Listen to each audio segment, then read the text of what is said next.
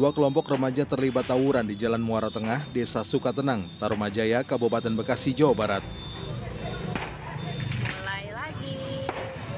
Mari guys. Para pelaku saling serang menggunakan senjata tajam, batu, hingga petasan. Pelaku tawuran yang berjumlah lebih dari 15 remaja ini diketahui sudah seringkali berkumpul saat dini hari di wilayah ini. Menurut salah satu warga, para pelaku selalu menunggu situasi sepi terlebih dahulu sebelum tawuran dimulai. Sering ya dibilang sering. Kalau di sini sepi, pokoknya baru dia pada keluar gitu anak-anak itunya. Oh, baru rame gitu? Baru rame. Dampaknya nggak sih Om dari kejadian kemarin? Dampak materi kita udah pasti kerugian. Kerugian materi ada Om ya? Iya. Kerusakan ya? Kayak genteng apa gitu. Warga pun berharap polisi menindak tegas para pelaku serta rutin melakukan patroli seiring semakin meresahkannya tawuran tersebut. Dari Kabupaten Bekasi, Jawa Barat, Adika Fadil Utomo untuk CSI RTV.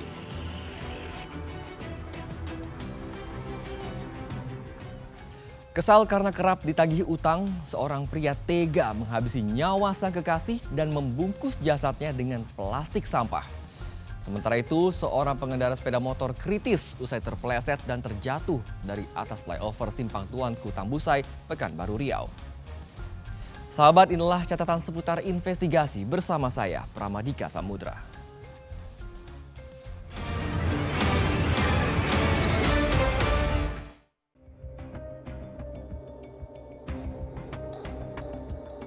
Hujan turun di sekitar wilayah flyover Simpang Tuan Kutambusai, Pekanbaru Riau. Tak lama berselang seorang pengendara sepeda motor melaju kencang dan seketika tergelincir hingga menabrak pembatas jalan. Tubuhnya pun terpelintir dan akhirnya jatuh dari atas jembatan. Pengendara sekitar yang menemukan korban akhirnya membawa korban yang tak sadarkan diri ke rumah sakit.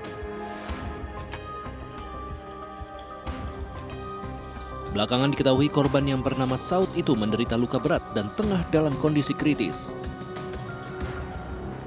Untuk luka yang dialami oleh korban adalah mengalami luka pada bagian kepala, kemudian lecet pada bagian kaki dan dibawa ke Rumah Sakit Eka Hospital. Kecelakaan tunggal ini diduga akibat kondisi jalan yang licin karena hujan dan korban melaju dalam kecepatan yang tinggi. Dari Pekanbaru Riau, Muhammad Yusri untuk CSI RTV. Kasus penemuan jenazah wanita yang terbungkus plastik di Ciamis, Jawa Barat akhirnya terungkap. Pelaku merupakan kekasih korban yang kesal karena kerap ditagih utang sebesar Rp1,5 juta. Peso aya, gaduh peso seukeut teu. Apa cutter enakeun mah suit ku cutter mah. 5 hari menghilang tanpa jejak, Wina Mega Lestari ditemukan sudah dalam kondisi tak bernyawa di sebuah indekos yang berada di wilayah Pabuaran, Ciamis, Jawa Barat. Mengerikan saat ditemukan jenazahnya terbungkus kain dan plastik sampah. Polisi dapat memastikan bahwa Wina Mega Lestari merupakan korban pembunuhan, namun butuh waktu untuk menyelidiki kasus ini, lantaran pada awalnya tidak ditemukan satupun tanda pengenal dan HP yang berada di sekitar lokasi.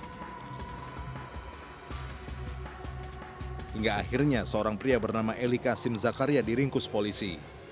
Pria ini tak lain adalah kekasih korban yang kabur sejak tanggal 12 April alias setelah membunuh korban.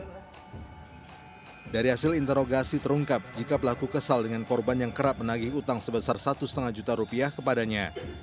Padahal saat itu mereka berdua merupakan sepasang kekasih. Terlebih pelaku menemukan ada percakapan korban dengan pria lain yang membuat pelaku semakin emosi. Korban ini sering menagih utang. Karena pelaku beberapa kali meminta uang kepada korban dan oleh korban ini dianggap sebagai utang. Jadi di situ ada rasa sakit hati. Hubungan asmara, pinjam uang tapi dianggap sebagai utang. Akibat perbuatannya, pelaku dikenakan pasal 340 KUHP dengan ancaman hukuman selama 20 tahun penjara. Dari Ciamis, Jawa Barat, Indra Sanjaya untuk CSI RTV.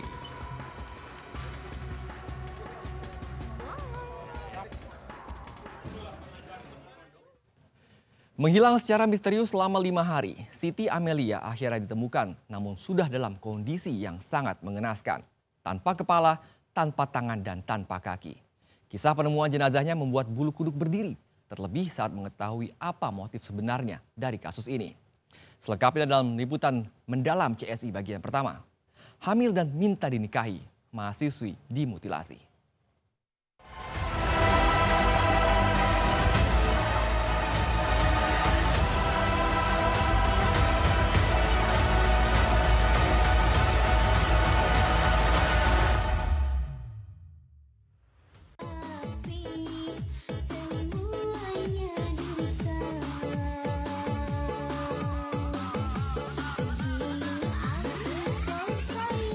Siti Amelia namanya. Usianya baru 19 tahun dan berasal dari Kampung Cikuray, Desa Kedongdong, Cinangka, Kabupaten Serang, Banten.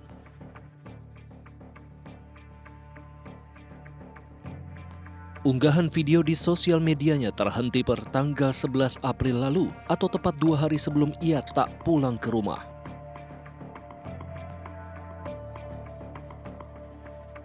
Ya, sejak Minggu 13 April, mahasiswi ini tak pulang ke rumah. Hingga akhirnya cek lagi, coba lihat keduanya sama PRT.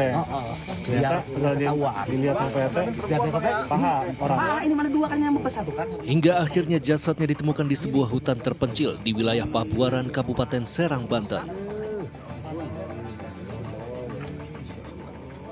Kondisinya sangat mengerikan, tanpa kepala, tanpa tangan, dan tanpa kaki. Saat diperiksa lebih jauh, ternyata organ dalamnya pun telah menghilang.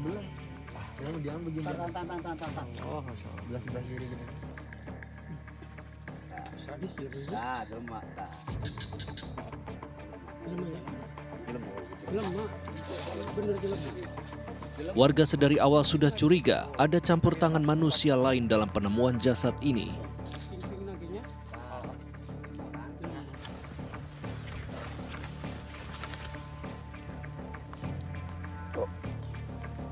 Yang dengan kata lain, jasad ini diduga kuat merupakan korban pembunuhan yang disertai dengan mutilasi. Jasad korban pertama kali ditemukan oleh para pencari burung yang kebetulan melintas di wilayah yang hampir tak pernah dilintasi oleh orang ini. Aroma tak sedap memang sudah tercium saat mereka berada di lokasi. Hingga akhirnya mereka menemukan bagian tubuh manusia. Di sini Bapak itu ada burungnya itu kena satu, bibitnya diambil sama kakak saya, ditaruh lagi nggak ada, terus ada anaknya terbang ke sini, kan dicari sama kakak saya di gini nggak ada, terus kata kakak saya, ih bau bangke, kata kakak saya, nengok ke belakang ada ini kaki.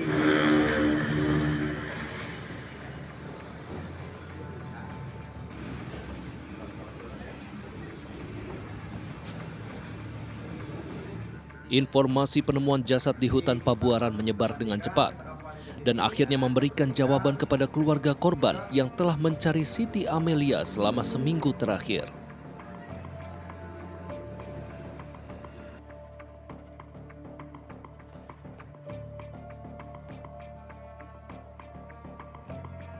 Keluarga Siti Amelia pun menjalani tes DNA untuk mengkonfirmasi identitasnya.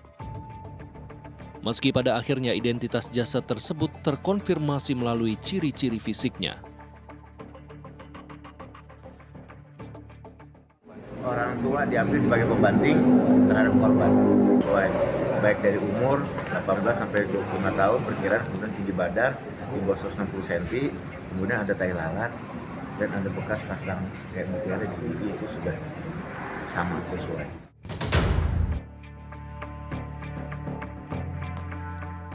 Sejak hilangnya Siti Amelia, keluarga korban memang sudah sedari awal mencurigai seseorang yang bernama Mulyana alias Ian. Korban diketahui terakhir kali meninggalkan rumah bersamanya.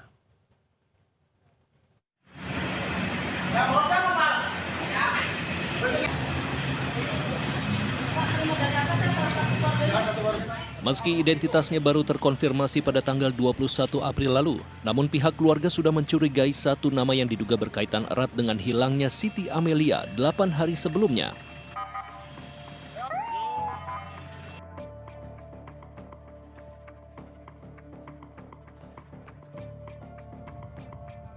Siti Amelia diketahui memiliki seorang kekasih selama 2-3 tahun terakhir.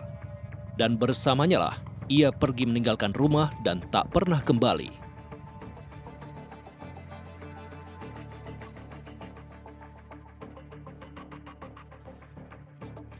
Namanya Mulyana, biasa dipanggil Ian. Pemuda berusia 23 tahun ini tercatat merupakan warga Kampung Baru Cibruk, Kecamatan Gunung Sari, Kabupaten Serang, Banten. Sedari awal keluarga korban sudah curiga dengannya. Saat ditanyakan, pelaku berkelit, mencoba menutupi apa yang telah ia lakukan terhadap korban.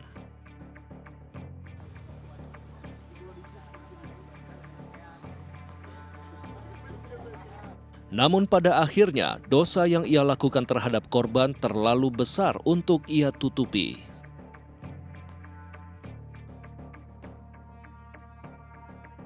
Saat diinterogasi oleh tim Reskrim Polres Serang, ia tak kuasa lagi untuk berbohong.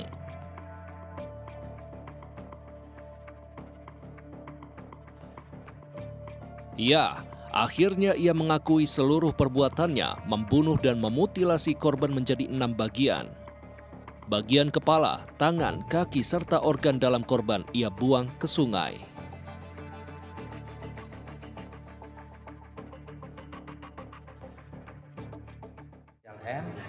Dan inisial M mengakui telah melakukan perbuatan pembunuhan dan memutilasi korban. Hubungan antara korban dengan tersangka adalah hubungan pacaran.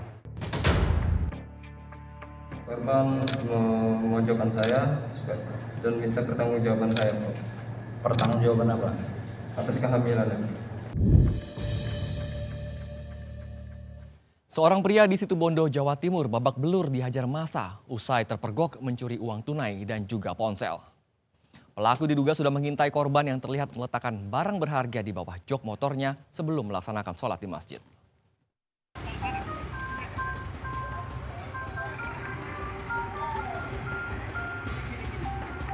Pria bernama Abdul Gofur ini habis babak belur dihajar warga di depan Masjid Nurul Ansor, Kecamatan Panji, Situbondo, Jawa Timur. Pria 40 tahun itu terpergok mencuri ponsel dan uang tunai milik salah seorang jemaah masjid. Polisi pun segera mengamankan pelaku dari amukan warga yang semakin menjadi. Berdasarkan hasil penyidikan, pelaku mengaku telah memperhatikan gerak-gerik korbannya sejak tiba di masjid hingga korban menaruh ponsel dan sejumlah uang di bawah jok motornya. Sebenarnya residivis, pernah melakukan yang sama di Trenggalek.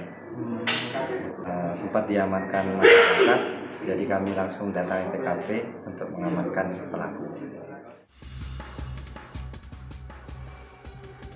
Dari penangkapan ini, polisi tidak menemukan alat bantu berupa perkakas yang biasa digunakan para pencuri lain. Hal ini karena pelaku beraksi menggunakan tangan kosong dengan cara menarik paksa jok sepeda motor sekuat tenaga. Dari Situbondo, Jawa Timur, Galeh Mega untuk CSI RTV. Berkendara dengan selamat di jalan raya tidak hanya membutuhkan keahlian, namun juga kewaspadaan dan kepatuhan dalam berlalu lintas. Dan berikut tips dari Brigadir Susan agar kita terhindar dari maut di jalan raya. Halo sahabat RTV, pelanggaran lalu lintas terjadi setiap hari dan kali ini ada pelanggaran apa yang sudah terekam? Mari kita saksikan bersama videonya. Hei, mau kemana sih? Kadang ya kalau lihat kayak gini nih, aduh suka gemes ya, pengen jewer deh. Buru-buru banget sih sampai lewatin separator jalan. Dilompati juga tanpa pikir bahayanya bagi pengendara lain dari arah berlawanan sahabat. Jalan bukan jalanmu sendiri. Jadi jangan seenaknya. Wajib mengikuti aturan yang berlaku saat Anda berada di jalan. Nah sahabat RTV, melompat separator merupakan salah satu pelanggaran berat. Dikategorikan melanggar marka dan juga rambu. Dan berpotensi menyebabkan kecelakaan. dan jika mengakibatkan kecelakaan dapat dikenakan ancaman pidana. Hal ini juga sudah diatur dalam Undang-Undang Nomor 22 Tahun 2009 tentang lalu lintas dan angkutan jalan pada pasal 287 ayat 2. Jika ditemukan oleh pihak kepolisian dapat dipidana kurungan paling lama 2 bulan atau denda Rp500.000. Marka dan rambu yang terpasang di jalan untuk keselamatan Anda. Demikian dan sampai jumpa.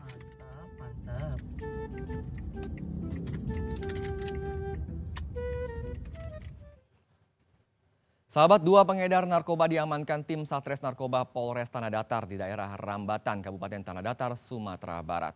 Dari hasil penggeledahan, polisi menyita 8 paket besar ganja kering seberat 8 kg.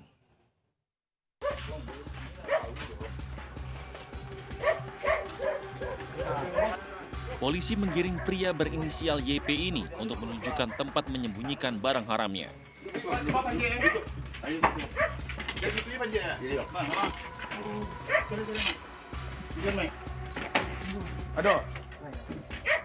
Setelah mendengar keterangan pelaku, polisi pun menggeledah loteng rumah dan menemukan 8 paket besar berisi 8 kg ganja kering. Pelaku menyembunyikan ganja ini di loteng rumah neneknya untuk mengelabui petugas. Informasi itu dan berawal dari informasi itu kita tidak lanjuti secepat mungkin, dan memang benar ketika sudah didapatkan tersangka ini memang betul itu sebagai upah, dan pastinya mereka juga akan menjual, mengedarkan kepada orang-orang di Kabupaten Tanah Datar ini. Seluruh barang bukti bersama 2 pemuda ini selanjutnya dibawa petugas ke Polres Tanah Datar untuk proses pemeriksaan lebih lanjut. Atas perbuatannya, kedua pemuda ini terancam dijerat dengan Undang-Undang Nomor 35 Tahun 2009 dengan ancaman hukuman mati. Dari Tanah Datar, Sumatera Barat, Juabdi Nursyah, RTV.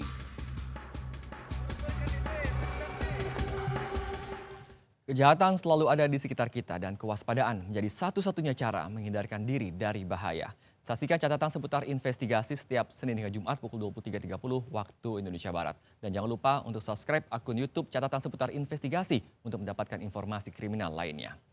Saya Pramadika Samudra, terima kasih. Sampai jumpa.